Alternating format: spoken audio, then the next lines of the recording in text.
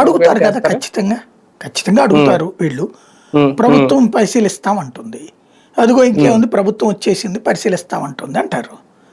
Skill development కేసులో కూడా వీళ్ళు అడిగారు, చేయలేదు కదా. వాళ్ళు ఏమనుకుంటున్నారంటే మీరు తన్నుకు సావండి, మధ్యలో మమ్మల్ని ఎందుకు లాగడం. ఇదివరకు స్కిల్ డెవలప్మెంట్ కేసులో చంద్రబాబు జోలికి పోలే ఈడీ కూడా, గుర్తు తెచ్చుకోండి. ఇప్పుడు కూడా వీటిట్లో అవసరమైతే ఏమన్నా ఇన్వాల్వ్ అవుతుంది కింద వాళ్ళ విషయంలో, అది చూడాలి ఓవరాల్గా.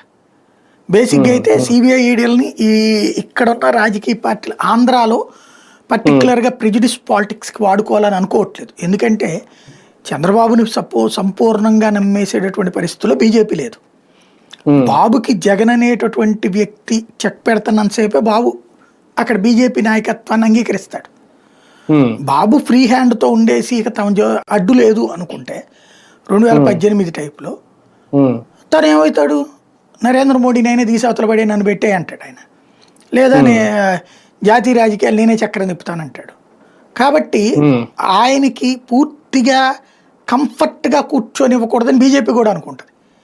కూటమిలో భాగస్వాములుగా ఉన్నారు, ప్లస్ ఇప్పుడు వాళ్ళ మీద డిపెండ్ అయ్యి ఉన్నారు కాబట్టి బీజేపీ ఎక్కువ డ్రిల్లింగ్ చేయదు. వాళ్ళు ఏం చేయరు డ్రిల్లింగ్. ఆ డ్రిల్లింగ్ వైసీపీ చేస్తుంటే ఆపరు.